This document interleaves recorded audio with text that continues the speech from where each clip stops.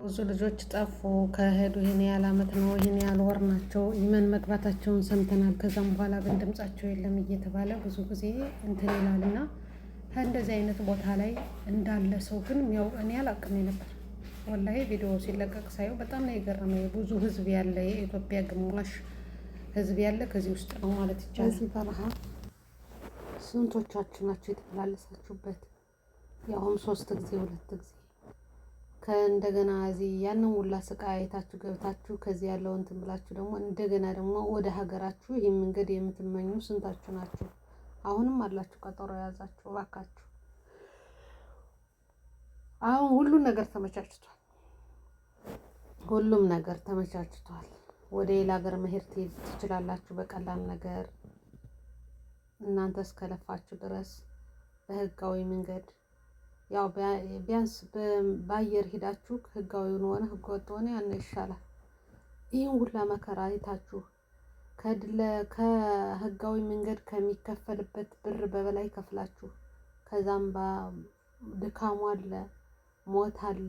እንደዚህም ደግሞ ሞቷል ተብሎ አለ ሲባል ደስታም ፍራቻም እንግዲህ የመጪው ምን እንደሆነ እንደሃና እኔ ወላሂ አለሽ ከተባለ ጀምሮ ሃና ሞታ ሲባልም በጣም ልቤ ተሰውሮ ነበር። አላቃትም ነበር አያታለሁ በቲክቶክ ሰፈር ልብስ ምናምን እንደዚህ ከስራ ቦታዋ ላይ ሆና ስትርቅ ነው ማየት ነበር። ሞታ ሲባል በጣም ልቤ ተሰበረ። ሞት አይቀርም ግን አሟሟታችን በበረሃ መታችሁ ዞራችሁ በበረሃ ሄዳችሁ በህጋዊ መንገድ ደግሞ ተመልሰን እንመጣለን ብላችሁ አስባችሁ ያንን የመጣችሁበትን መንገድ ሁለተኛ ልትድገሙ ስትሄዱ ፎርሳ እያላችሁ በጣም ነው የሚያሳዝነው። እና እኔ በጣም ነበር ያዘንኩት ወላሂ በጣም ነበር ልቤ ስብር ብሎ። አሁን ደግሞ ደስታ አትሉት ሀዘን አትሉት የተደባለቀ ወላሂ እኔ እንቅልፍም ብኝ ብሎኛል። ወላሂ አላህ ነው ሻሂድ እንቅልፍም ብኝ አለኝ። በቃ ተጨነቅኩ፣ ልቤ ተጨነቀች። በቲክቶክ ሰፈር ገብቼ ሳይ ስለሷ ነው እንትን የሚባል ግን መፍትሄ የለም። ኢትዮጵያ ተደወለ ይባላል፣ ከዚህ ደላሎች ይባላል፣ የደላላ ፎቶ ተለፈጠ ይባላል። ምንም በቃ ምንም መፍትሄ የሌለው ነገር። ይችን ልጅ አሁንም ቢሆን እንደዚህ ብሎ እየተጫጨፈ ሳለ በቃ ሙታለሽ ተብሏል። አንድ ጊዜ ሌላ ጣጣ ከሚመጣብን ብለው እነዚህ እውነትም ካለሽ እንዴት ዝም ይሏታል ብላችሁ ታስባላችሁ? በብዙ ነገር እንትን እየተባሉ ስለሆነ በሚዲያ ላይ አንድ ጊዜ ደፍረዋት፣ አንድ ጊዜ ገድለዋት፣ አንድ ጊዜ ያለሽ እያሉ ስለሆነ እነዚህ ያለሽ እውነትም የያዟት ሰዎች እኔ እንጃ የሚያወጡ አይመስለኝም። ለምን መሰላችሁ? ወሬው በጣም እንትን ብሏል።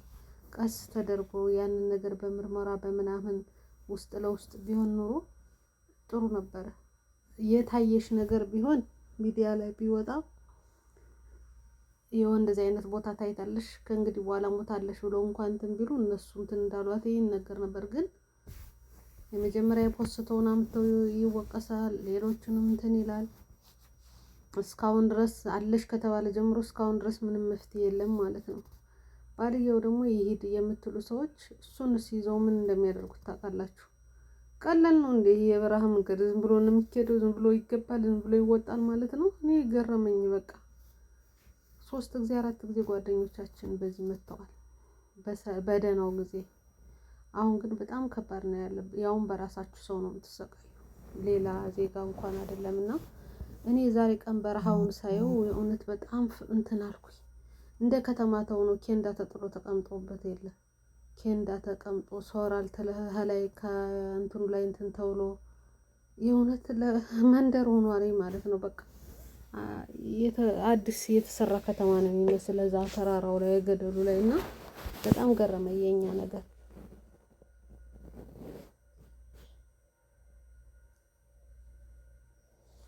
ግን እንደዚህ አይነት ነገር ባይደረግ ጥሩ ነበር።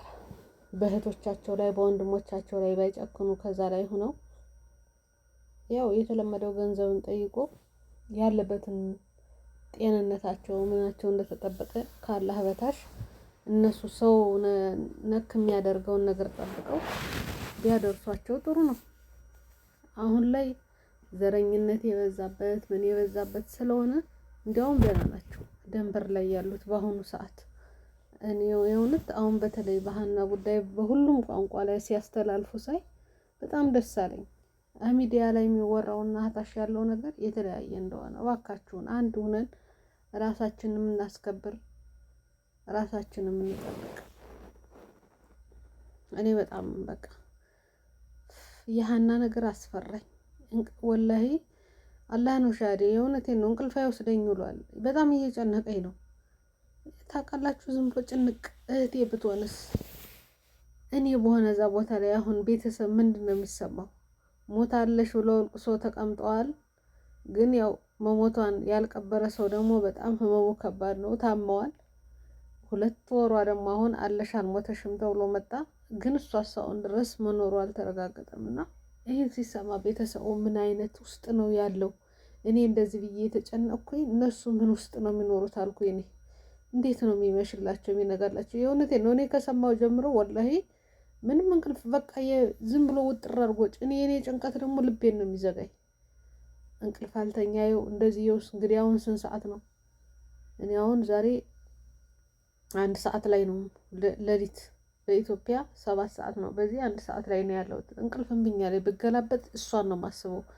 እሷ ብቻ ሳይሆን በእሷ እግር ውስጥ ያሉ ስቃይ ያለ ስገባ ቲክቶክ ላይ የሚለቀቀው ቪዲዮ ብዙ ሰው እንዳለ ከዛ ውስጥ ከኋላ ቁጭ ብለው ከነ ልብሳቸው የሚነከሩት ሲጨንቃቸው የሚዳንሱት በቃ የሌለ ፈገግታ ለማምጣት የሚያደርጉት ነገር በቃ ያለው በቃ የተስፋ መቁረጥ ነገር ያለው ሰው ከዛ ውስጥ ያለው ስታዩት በጣም እንትን ይላል።